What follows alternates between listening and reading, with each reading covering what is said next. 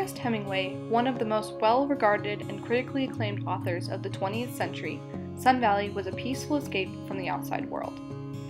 From September 21, 1939 to July 2, 1961, Hemingway frequently visited and wrote in Sun Valley and completed one of his most famous works, For Whom the Bell Tolls, in Suite 206 of the Sun Valley Lodge. Jean Van Gilder, Sun Valley resort publicist, recruited Hemingway to come to Sun Valley and offered a free place to stay if they could use Hemingway's images of him hunting and fishing to promote summer and fall recreation in the valley. Hemingway found his place in Sun Valley by befriending the hunting and fishing guides whom he looked up to and called his family. Jean Van Gilder grew to be one of Hemingway's closest friends in Hemingway's first 3 months he had spent at Sun Valley. Jean is second from the left in this photo.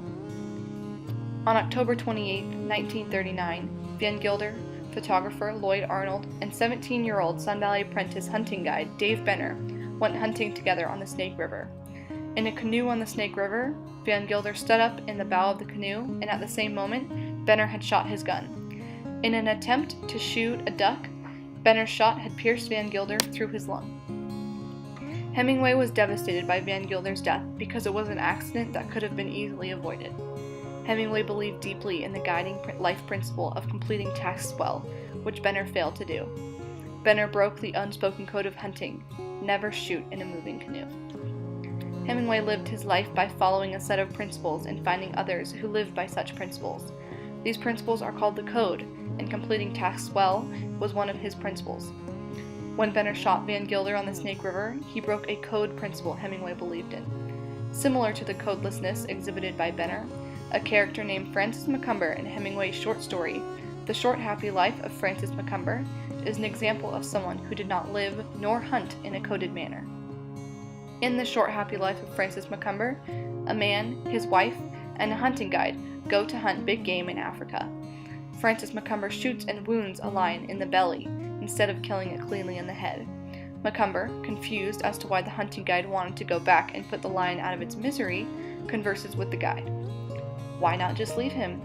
You mean just pretend to ourselves that he hasn't been hit? No, just drop it. It isn't done.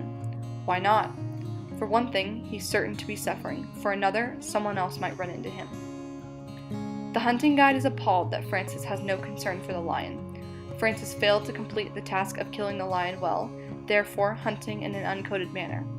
Just like the hunting guide, Hemingway was sickened by the uncoded act of Benner shooting from a moving canoe that led to Van Gilder's death.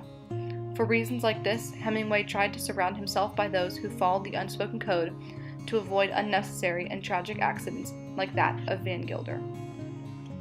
Van Gilder was a member of Hemingway's closest circle in Sun Valley, which was referred to as the family. After Jean's death, Hemingway devoted his time in Sun Valley to hunting with those who followed the hunting principles he believed in. Ernest, being one of Van Gilder's closest companions, wrote his eulogy. Here, one can see Ernest preparing to shoot from a resting canoe, following his own principles and the unspoken code of properly stepping out of a canoe before hunting. After living a full life and traveling and writing around the world, Hemingway ended his own life in his Warm Springs home on July 2, 1961. On July 21, 1966, Hemingway's family dedicated the Trail Creek Memorial in his honor. Hemingway's bust looks over the Trail Creek trout stream and honors his love of this valley, its abundant wildlife, and the people he grew to call his family.